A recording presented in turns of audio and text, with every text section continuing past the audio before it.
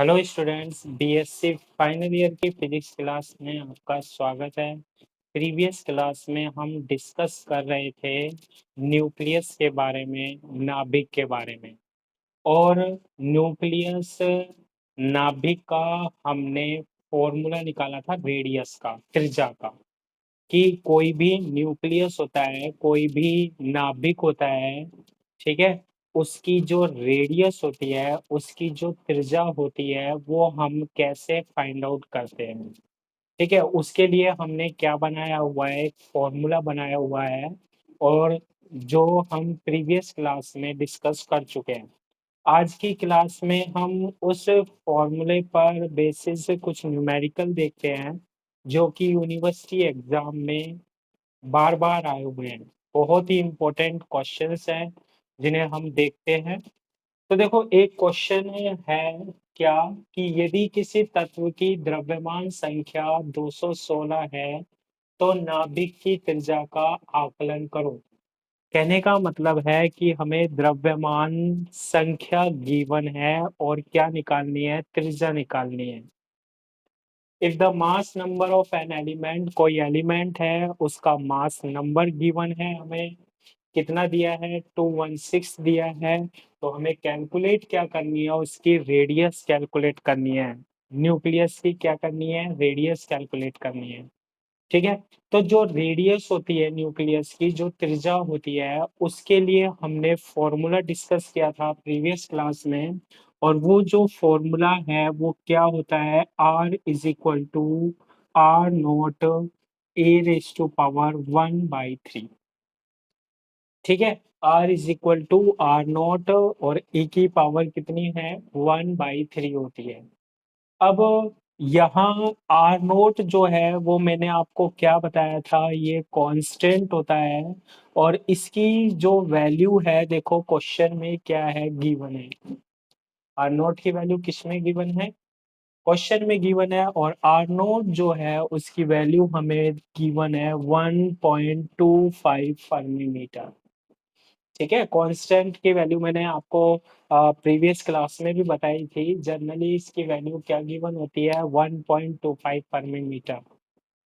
अब देखो, ए यहाँ गिवन है, ए की जो वैल्यू है वो कितनी है, 216। ये हमारा क्या होता है, मास नंबर होता है, यानी कि क्या, द्रव्यमान संख्या होती है। मास नंबर होता है, द्रव्यमान संख्या होती है। और आर क्या होती है, ये फॉर्मूला है रेडियस का, यानी कि त्रिज्या का। ठीक है, तो इसमें हम वैल्यूज को पुट करते हैं। R is equal to, R naught की वैल्यू कितनी है, 1.25 फर्मी मीटर। ठीक है, तो आर नोट की वैल्यू रखते हैं 1.25 इंटू, और ए की वैल्यू कितनी होती है, 216 और 1/3।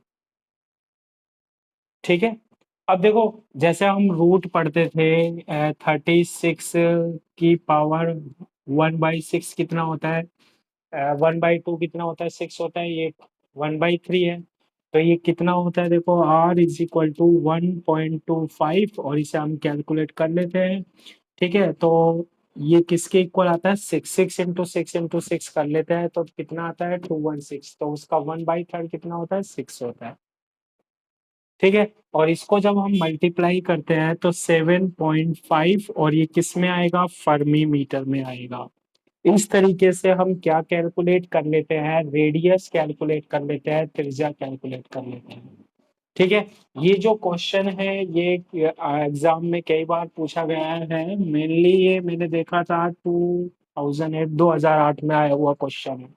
बहुत अच्छा क्वेश्चन है। ए की वैल्यू गिवन है, द्रव्यमान संख्या यानी मास नंबर गिवन है, और रेडियस निकालने का, त्रिज्या निकालने का जो फॉर्मूला होता है हमारे पास, R is equal to R naught, A की पावर 1/3 होता है, जिसकी हेल्प से हम क्या निकाल लेते हैं, रेडियस निकाल लेते हैं।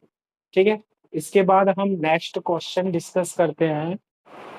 देखो, इस क्वेश्चन में हमें क्या करना है कि find the mass number of nuclide, यानी कि न्यूक्लियाइड का मास नंबर फाइंड आउट करना है।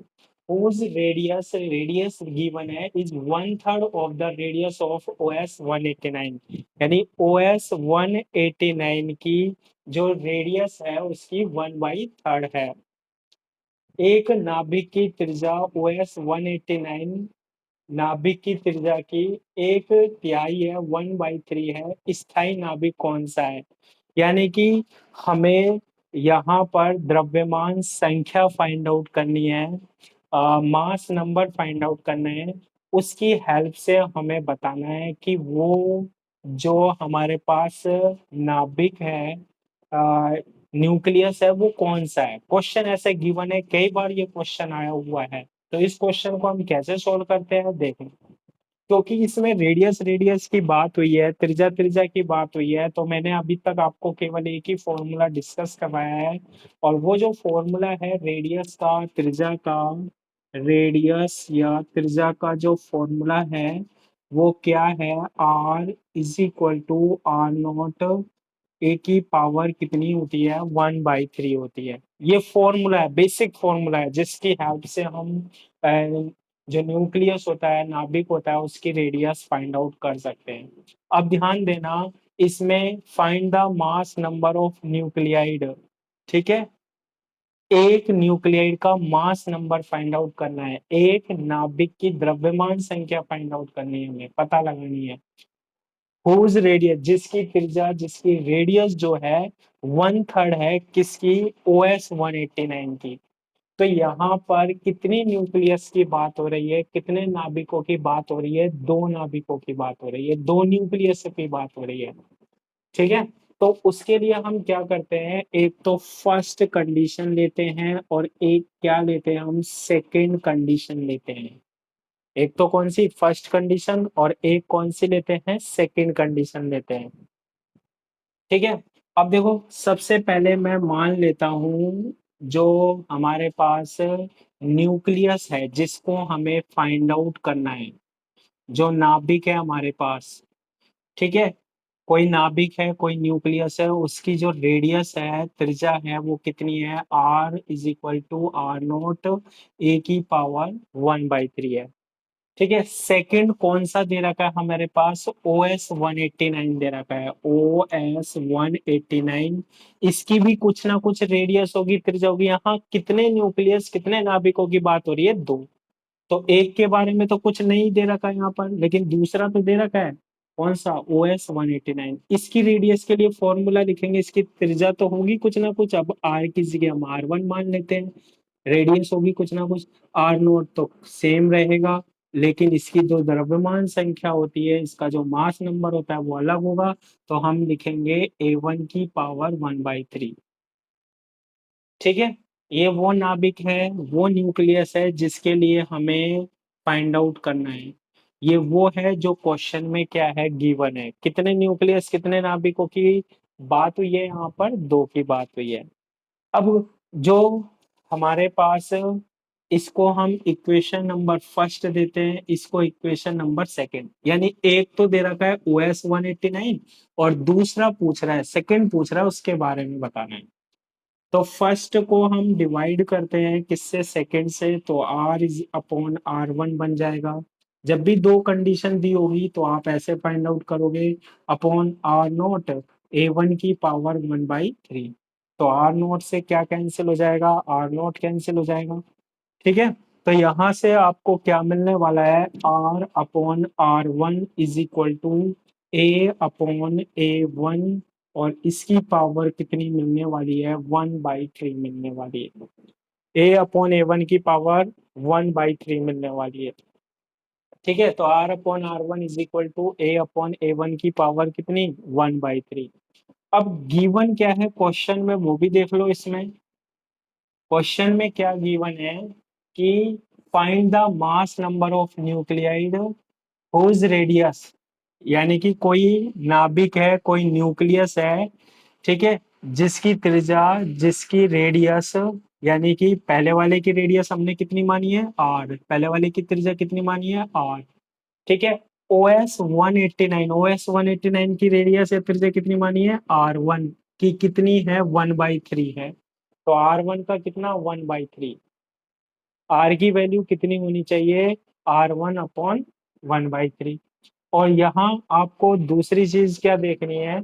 OS 189 के लिए A1 की वैल्यू गिवन है। A1 क्या होता है? मास नंबर होता है, द्रव्यमान संख्या होती है। और मैंने कल बताया था प्रीवियस वीडियो में, ये जो हम अब ऊपर लिखते हैं सुपर स्क्रिप्ट में, ये जो है ये A1 इसकी द्रव्यमान संख्या हो जाएगी, मास नंबर हो जाएगा, कितना होगा? 189 होगा। ये वैल्यूज को हम यहाँ पर पुट करते हैं तो देखो R की जगह हम यहाँ पर रखेंगे तो क्या बनेगा? ये R1/3 और नीचे कितना है? R1 है अपॉन ये बन रहा है A/A1 और इसकी पावर 1/3। R1 से क्या कैंसिल हो जाएगा? R1 कैंसिल हो जाएगा। ठीक है, R1 से क्या कैंसिल हो जाएगा? R1। अब ये बनेगा 1/3 इज इक्वल टू, और ये A/A1 की वैल्यू गिवन है। A1 की वैल्यू कितनी है? 189 और इसकी पावर 1/3 हो जाएगा। ठीक है, सीधा सीधा हो रहा है। अब इसके बाद जब हम इसको इतना सोल्व कर लेंगे, A/189 बन जाएगा।